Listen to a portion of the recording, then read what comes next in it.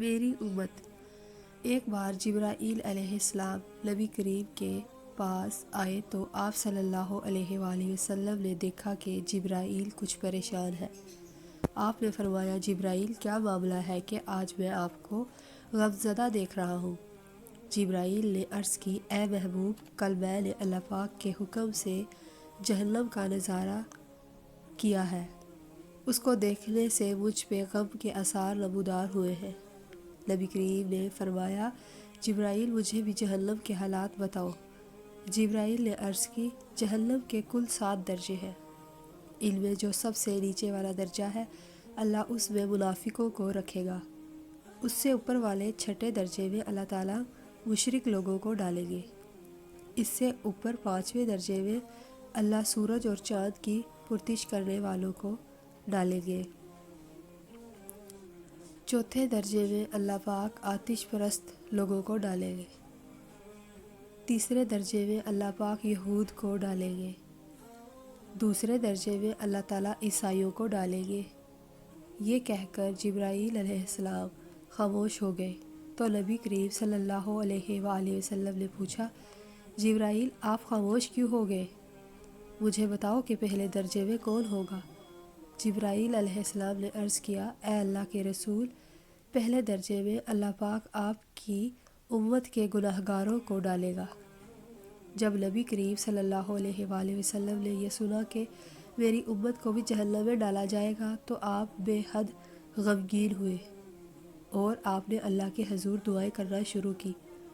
3 دن ایسے گزر گئے کہ اللہ کے محبوب مسجد میں نماز پڑھنے کے لیے تشریف لاتے، نماز پڑھ کر حجرے میں تشریف لے جاتے اور دروازہ بند کر کے اللہ کے حضور رو رو کر فریاد کرتے۔ صحابہ حیران تھے کہ نبی کریم صلی اللہ علیہ وآلہ وسلم پہ یہ کیفیت طاری ہوئی ہے، مسجد سے حجرے جاتے ہیں، گھر بھی تشریف لے کر نہیں آتے۔ جب تیسرا دن ہوا تو سیدھا ابو بکر سے رہا نہیں گیا، وہ دروازے پہ آئے، دستک دی اور سلام کیا لیکن سلام کا جواب نہیں آیا۔ آپ روتے ہوئے سیدنا عمر رضی اللہ عنہ کے پاس آئے اور فرمایا کہ میں نے سلام کیا لیکن سلام کا جواب نہ پایا، لہٰذا آپ جائیں، آپ کو ہو سکتا ہے سلام کا جواب مل جائے۔ آپ گئے تو آپ نے 3 بار سلام کیا لیکن جواب نہ آیا۔ حضرت عمر رضی اللہ عنہ نے سلیمان فارسی کو بھیجا لیکن پھر بھی سلام کا جواب نہ آیا۔ حضرت سلیمان فارسی نے واقعے کا تذکرہ علی رضی اللہ تعالیٰ سے کیا۔ انہوں نے سوچا کہ جب اتنے عظیم شخصیات کو سلام کا جواب نہ ملا تو مجھے بھی خود نہیں جانا چاہیے بلکہ مجھے ان کی نور نظر بیٹی فاطمہ اندر بھیجنی چاہیے، لہٰذا آپ نے فاطمہ رضی اللہ تعالیٰ کو سب احوال بتا دیا۔ آپ حجرے کے دروازے پہ آئیں، ابا جان السلام علیکم۔ بیٹی کی آواز سن کر محبوب کائنات اٹھے اور دروازہ کھولا اور سلام کا جواب دیا۔ ابا جان آپ پر کیا کیفیت ہے کہ 3 دن سے آپ یہاں تشریف فرما ہیں؟ نبی کریم صلی اللہ علیہ وآلہ وسلم نے فرمایا کہ جبرائیل نے مجھے آگاہ کیا ہے کہ میری امت بھی جہنم میں جائے گی۔ فاطمہ بیٹی، مجھے اپنی امت کے گناہ گاروں کا غم کھائے جا رہا ہے اور میں اپنے مالک سے دعائیں کر رہا ہوں کہ اللہ ان کو معاف کرے اور جہنم سے بری کرے۔ یہ کہہ کر آپ صلی اللہ علیہ وآلہ وسلم پھر سجدے میں چلے گئے اور رونا شروع کیا، یا اللہ میری امت، یا اللہ میری امت کے گناہ گاروں پہ رحم کر، ان کو جہنم سے آزاد کر۔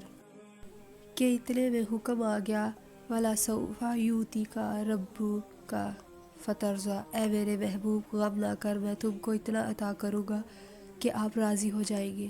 آپ خوشی سے کھل اٹھے اور فرمایا لوگو، اللہ نے مجھ سے وعدہ کر لیا ہے کہ وہ روز قیامت مجھے میری امت کے معاملے میں خوب راضی کرے گا، اور میں نے اس وقت تک راضی نہیں ہونا جب تک میرا آخری امتی بھی جنت میں نہ چلا جائے۔ لکھتے ہوئے آنکھوں سے آنسو آ گئے کہ ہمارا نبی اتنا شفیق اور غم محسوس کرنے والا ہے اور بدلے میں ہم نے ان کو کیا دیا؟ آپ کا ایک سیکنڈ اس تحریر کو دوسرے لوگوں تک پہنچانے کا ذریعہ ہے۔